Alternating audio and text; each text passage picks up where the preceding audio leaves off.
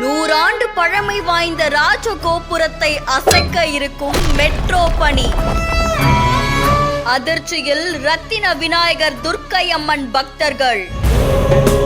சென்னை பயணிகளின் பயணம் சுலபமாக கடவுள் ஆசியோடு நகர்த்தி வைக்கப்படும் ராஜகோபுரம்.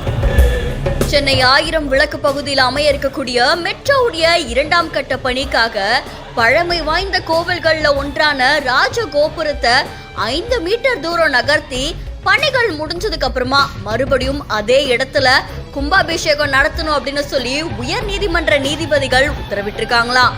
சென்னை மெட்ரோ ரயில் திட்டத்துல இந்த 2ஆம் கட்ட பணிக்காக வைத்தியசாலையில் இருக்கக்கூடிய 100 ஆண்டுகள் பழமை வாய்ந்த ஸ்ரீரத்தின விநாயகர், அதுக்கப்புறமா துர்க்கை அம்மன் கோவிலுடைய கோபுரங்கள், அங்க இருக்கக்கூடிய ராஜ கோபுரத்தை இடிக்கிறதுக்கு மெட்ரோ ரயில் நிர்வாகம் திட்டம் தீட்டியிருந்தாங்க.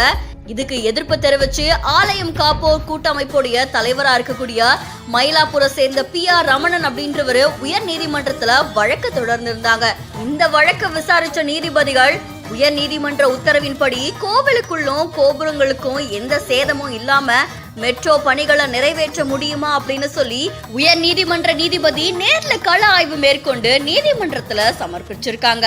இருதரப்பு வாதங்களும் அதுக்கப்புறம் நீதிபதியோடைய கள ஆய்வு அறிக்கையை வச்சு நீதிபதிகள் பிறப்பித்த உத்தரவின் அடிப்படையில மெட்ரோ ரயிலுடைய 2ஆம் கட்ட பணிகள் பூமிக்கு அடியில 30 அடி ஆழத்துல நடக்கும்போது துர்க்கை அம்மன் ஸ்ரீரத்தின விநாயகர் கோவிலுடைய ராஜகோபுரத்துல நிச்சயமா பாதிப்பு ஏற்படும் அப்படின்னு தெரிவிச்சிருக்காங்க.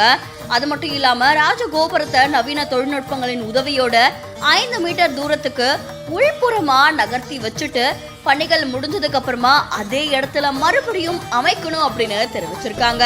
மெட்ரோ ரயில் நிர்வாகத்தின் சார்பில் ஏற்கனவே வழங்கப்பட்ட நிலத்தோடைய ஒரு பகுதி மறுபடியும் கோவிலுக்கு தேவைப்படுறதா தெரிவிக்கப்பட்டிருக்கிறதால அது பத்தியும் பரிசீலிக்கப்பட வேண்டும் அப்படின்னு சொல்லி மெட்ரோ ரயில் நிர்வாகத்துக்கு உத்தரவிட்டு வழக்க முடிச்சு வச்சிருக்காங்க நீதிபதிகள். பல வருடங்கள் பழமை வாய்ந்த ராஜகோபுரம் நகர்த்தப்படுறது பலரையுமே அதிர்ச்சிக்குள்ளாக்கியிருக்கு.